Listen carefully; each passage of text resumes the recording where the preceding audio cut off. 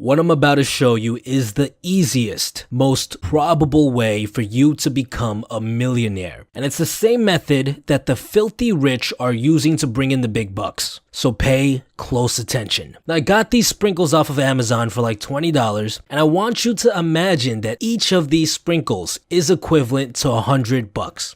So we got Jim, we got Jane, and we got John. Jim is what people like to call a goody two-shoes. He starts investing his money at the age of 19, $300 a month. Jane is like most other people. When she was in her early 20s, she spent her time and money freely. She would go out, eat with her friends, have some drinks. She didn't get serious about life and start investing until she was 27. Same amount as Jim, $300 a month. And then we got John. John is a carefree dude. The idea of investing never occurs to him. He always thought, oh, Social Security and my pension, that's gonna cover my living expenses in the future. Now, when Jim starts investing, he invests $300 a month.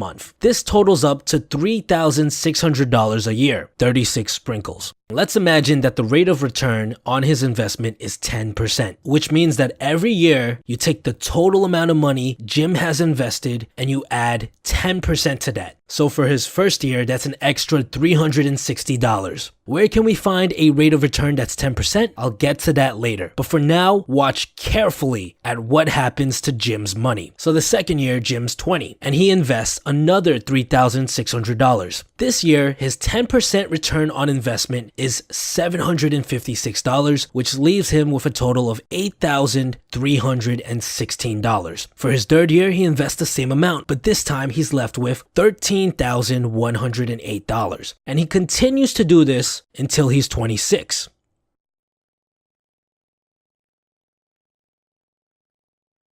At which point he stops investing money. But watch as his money grows throughout the years by only factoring in his 10% rate of return. He's not adding in more money. He's simply leaving it in there and watching it grow. By the time he is 65, although he hasn't actually invested more than $28,800, which is about the average price of a brand new car nowadays, he's already accumulated a whopping $1,863,287.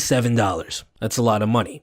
Now let's take a look at our friend Jane. Jane doesn't start investing until she's 27. Same thing as Jim, $300 a month, except Jane never stops investing. She continues to put in $300 a month until she's 65. So let's take a look at her results. She ends up investing $108,000 more than Jim, yet she makes only $1,589,733, which is about $250,000 less than Jim, all because she started investing 8 years later than he did. This is still a very large sum of money.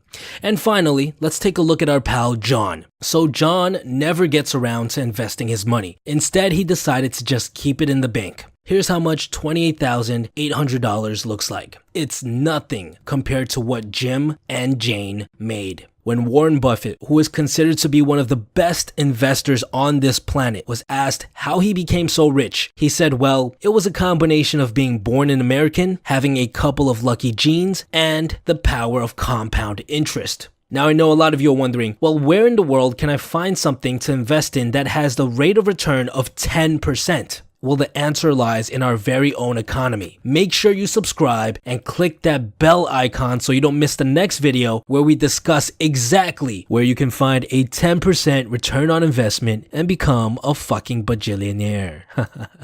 Stay tuned.